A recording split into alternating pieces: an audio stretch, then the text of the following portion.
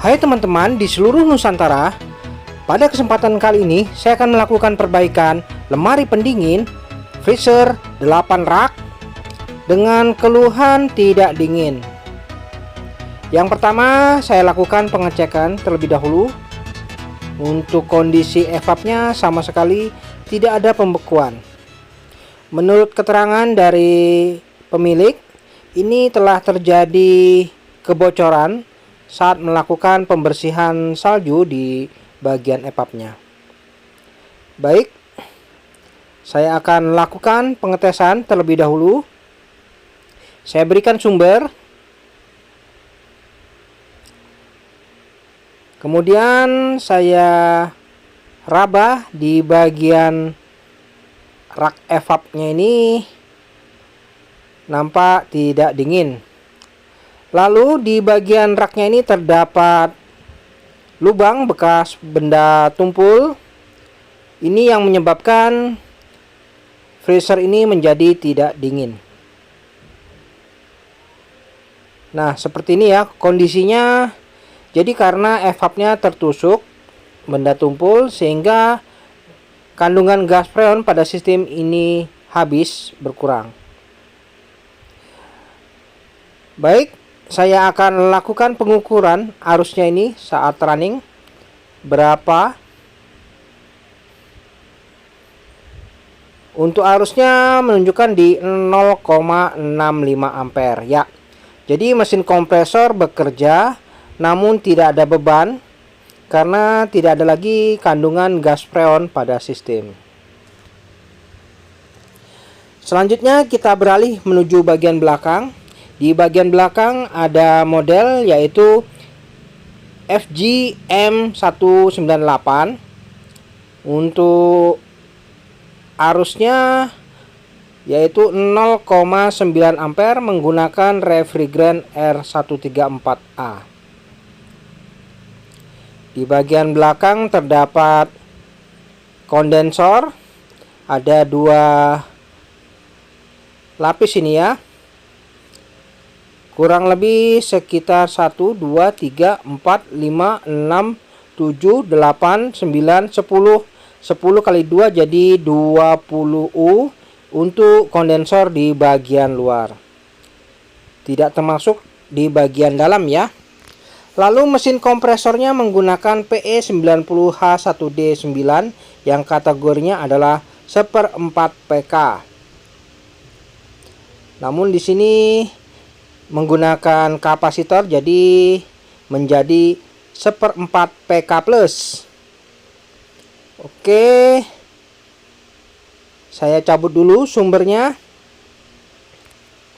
Kita akan lakukan perbaikan pada freezer ini. Yang pertama, saya akan pasangkan ventil pengisian pada mesin kompresor ini. Jadi ini langsung saya lakukan pemasangan ventil pengisian pada mesin kompresor. Sebelumnya saya lakukan pengelasan pada bagian pipa pengisian ini. Dan ini karena sudah tidak ada kandungan gas freon, jadi tidak apa-apa ya dilakukan pengelasan langsung. Namun apabila ada kandungan gas freon, itu harus dikosongkan terlebih dahulu.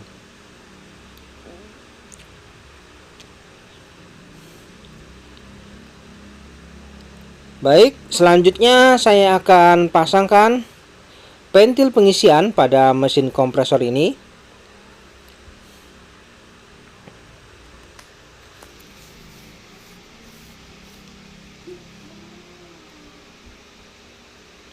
Oke, saya akan lakukan pengelasan pada ventil pengisian ini.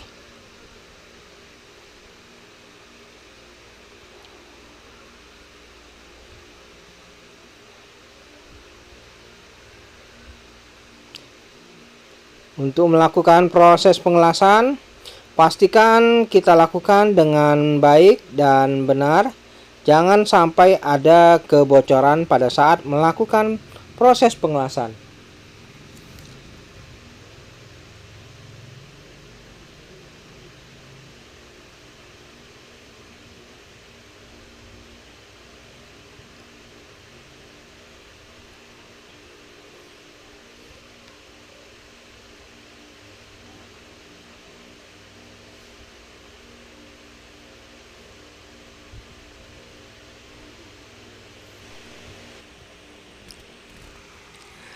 Baik, setelah saya lakukan proses pengelasan, biarkan dingin terlebih dahulu.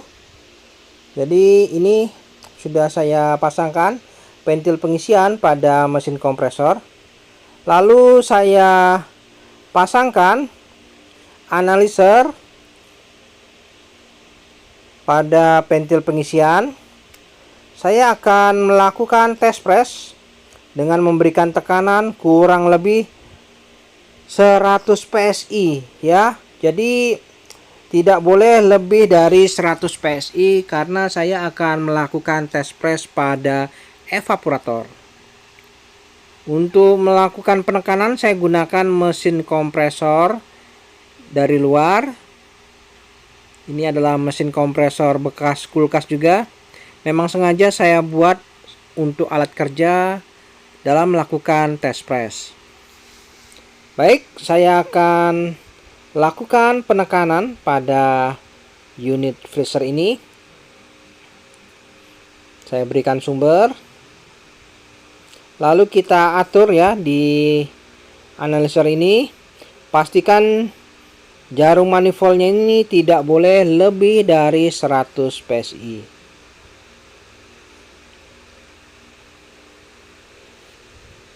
Oke, proses penekanan sedang berlangsung. Dan ini proses penekanan sudah mendekati di 100 PSI namun tidak mampu ya karena ada kebocoran.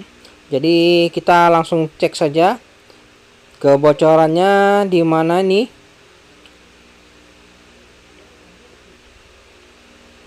Oke, saya akan lakukan di bagian evap bawah ini. Saya pastikan saya berikan busa sabun. Dengan memberikan cairan busa sabun ini, maka area yang mengalami kebocoran akan mudah terdeteksi.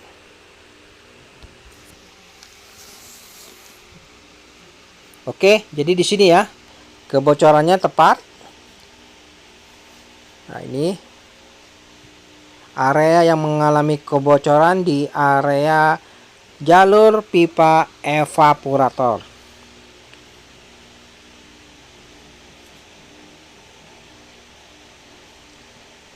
Baik, selanjutnya saya cabut dulu mesin pompanya. Dan kita akan fokus di area bagian evaporator yang mengalami kebocoran. Saya akan lakukan penambalan. Namun sebelum dilakukan proses penambalan, ini harus kita bersihkan terlebih dahulu. Bersihkan bagian-bagian cat, lapisan cat ini karena akan mempermudah kita dalam hal proses penambalan nantinya.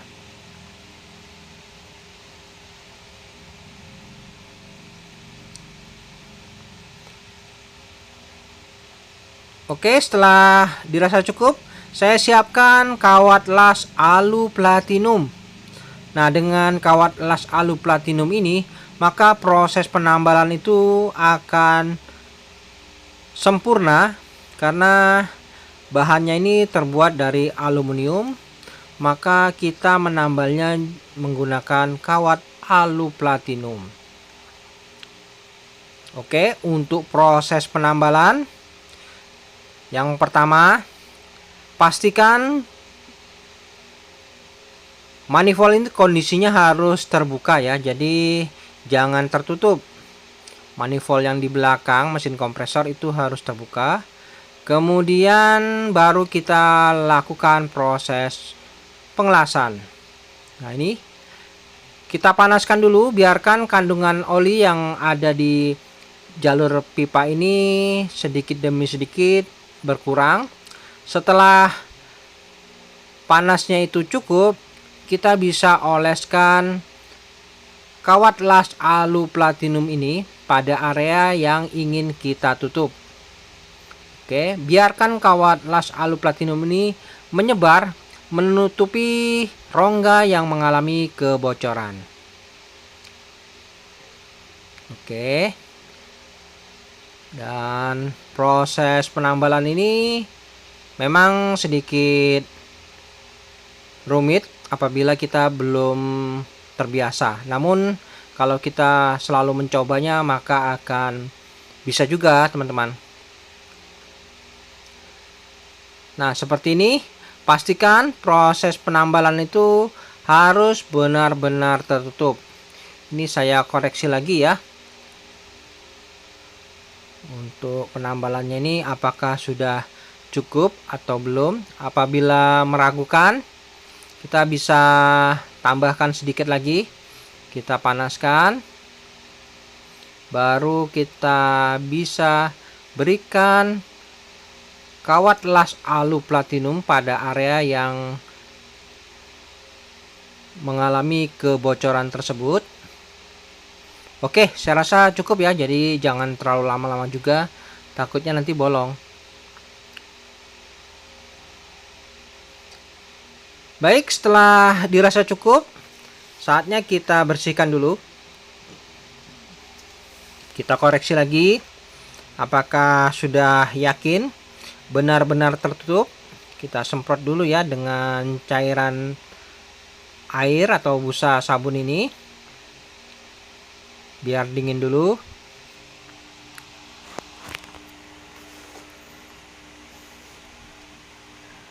Kemudian kita pastikan kalau memang tidak ada kebocoran nanti, maka di sini tidak akan ada gelembung udara saat kita lakukan penekanan.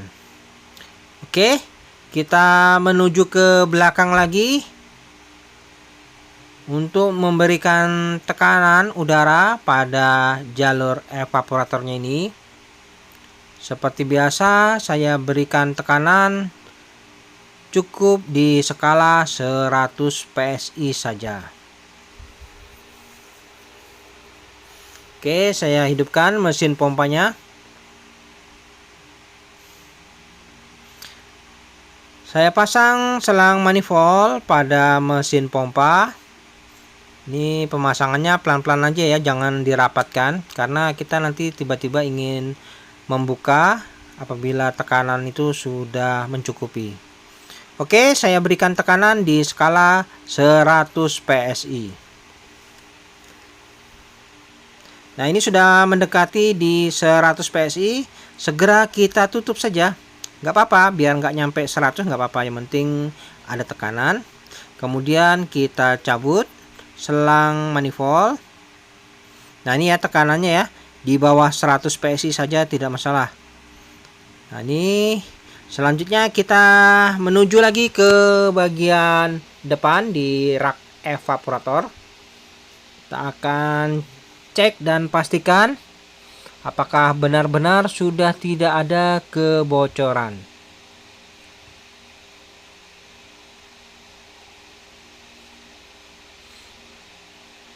Oke, saya perdekat kameranya biar lebih jelas. Nah, ini ya. Kondisinya tanda-tandanya tidak ada ini. Saya berikan cairan busa sabun.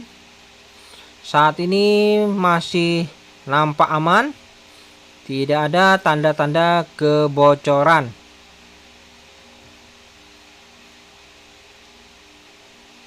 Oke ya. Jadi kondisinya ini mantap ini.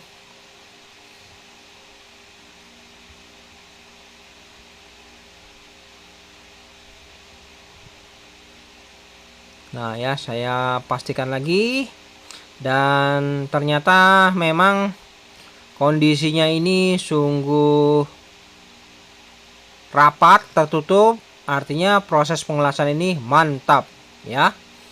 Sudah tidak diragukan lagi dan tidak ada kebocoran pada jalur evaporatornya. Oke, setelah dilakukan proses penambalan, lanjut lagi kita menuju ke bagian belakang. Oke, di bagian belakang untuk tekanan ini tetap stabil di 100 PSI. Artinya aman ya, tidak ada kebocoran. Selanjutnya kita kosongkan kandungan udara pada sistem ini. Kita bisa buang dulu.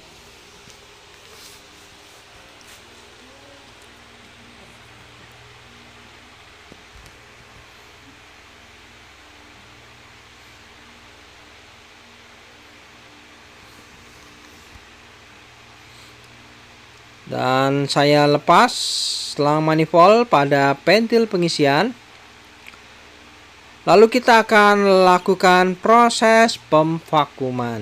Nah, di proses pemvakuman ini saya gunakan proses vakum body, yaitu seperti biasa saya akan berikan sedikit pipa kapiler pada filter dryer. Nah, ini ya, saya siapkan sedikit pipa kapiler, mau saya pasang di filter dryer. Saya lubangi dulu filter dryer ini dengan menggunakan paku untuk memberikan lubang pada filter dryer ini. Saya gunakan paku dengan lubang secukupnya seukuran dengan pipa kapiler yang ingin saya pasang.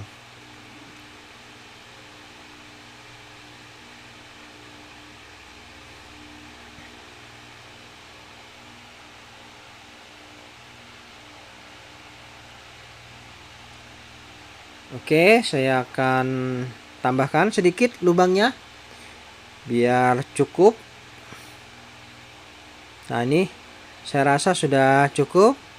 Lalu saya pasangkan sedikit pipa kapiler pada lubang tersebut. Nah, seperti ini ya. Ini pipa kapiler ini sebagai lubang pembuangan udara pada saat proses pemvakuman. Kemudian saya lakukan pengelasan pada filter dryer ini. Dalam hal proses pengelasan, kita harus lakukan secara hati-hati. Jadi pastikan proses penutupannya ini benar-benar rapat, jangan sampai ada kebocoran pada saat proses pengelasan.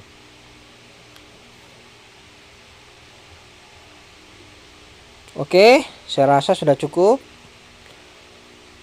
Biarkan dingin dulu dan nampak keluar asap putih pada jalur pipa kapiler. Itu menandakan bahwa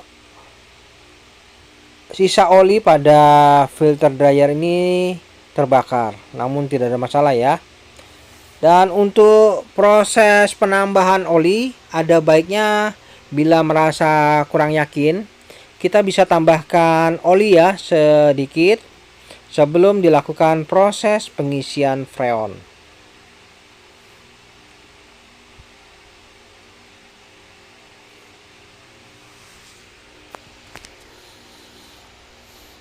Lalu saya pasang sepuyer pentil pengisian pada jalur pengisian freon.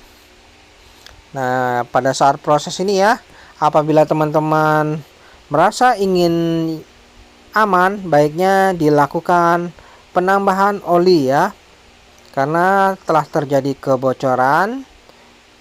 Dan untuk lebih amannya, bagusnya dilakukan penambahan oli secukupnya saja. Baik,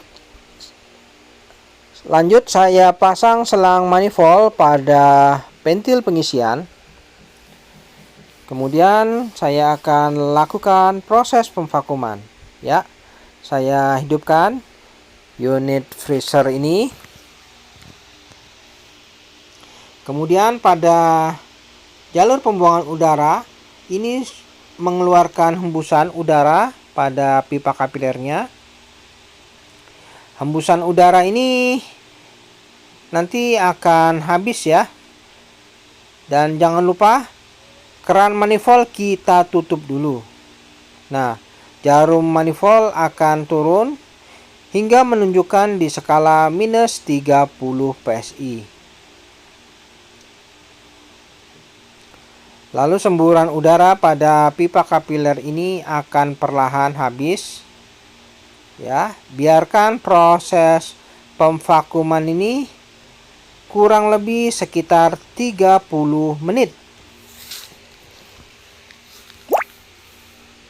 Oke, kita lakukan proses pemvakuman kurang lebih 30 menit.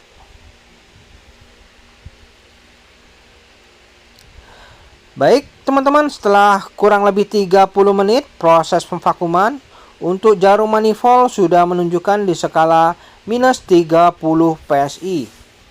Lalu kita cek di jalur pembuangan udara. Di sini sudah tidak ada lagi hembusan udara, artinya sudah vakum. Lalu kita lakukan penutupan. Caranya kita jepit lalu dilakukan pengelasan saja.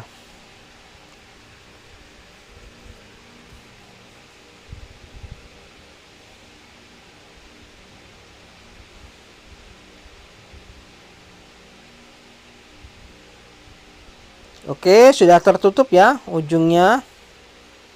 Dan kemudian kita siapkan refrigerant gas freon. Saya gunakan INEOS Fluor Clea 134A.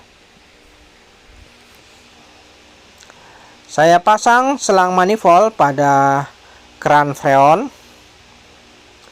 Lalu jangan lupa dikencangkan. Buka keran freon.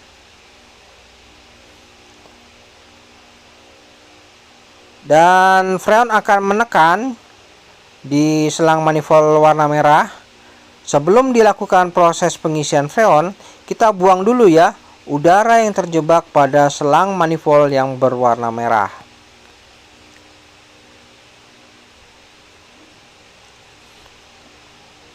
Oke, setelah kita lakukan pembuangan udara pada selang manifold yang berwarna merah, selanjutnya kita boleh melakukan proses pengisian freon pada sistem. Lakukan proses pengisian secara bertahap, sedikit demi sedikit.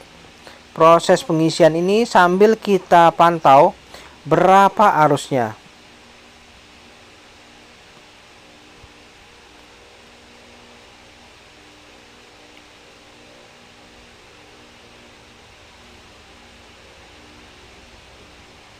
Nah, seperti ini ya. Oke, kita pantau jarum manifold. Nanti kita isi di skala 10 PSI. Sambil kita pantau arusnya saat ini di 0,67 ampere. Oke, kita lakukan pengisian lagi freonnya. Ini masih di bawah 0 PSI ini, jadi kita tambahkan lagi sedikit demi sedikit sampai cukup di skala 10 PSI.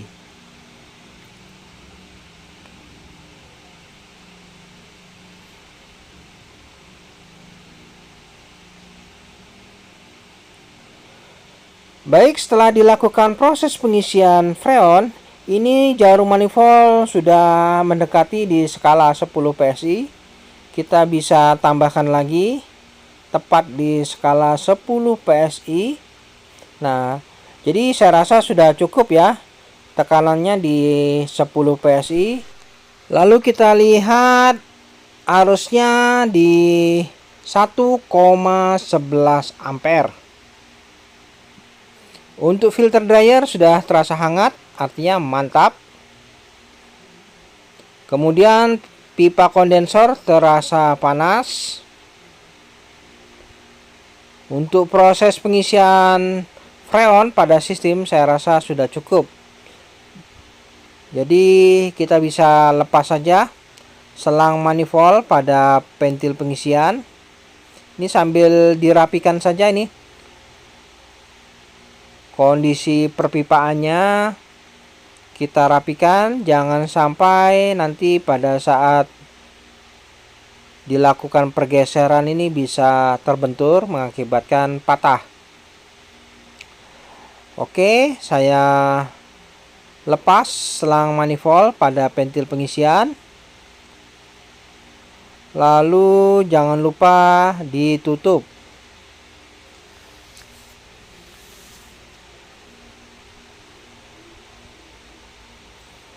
Baik, setelah itu kita akan cek bagaimana kondisi sementara untuk proses pembentukan salju. Pipa kondensor saya raba terasa hangat. Arusnya di 1,07 ampere. Semakin dingin maka arusnya akan semakin turun ya. Oke, kita intip dulu bagaimana hasilnya.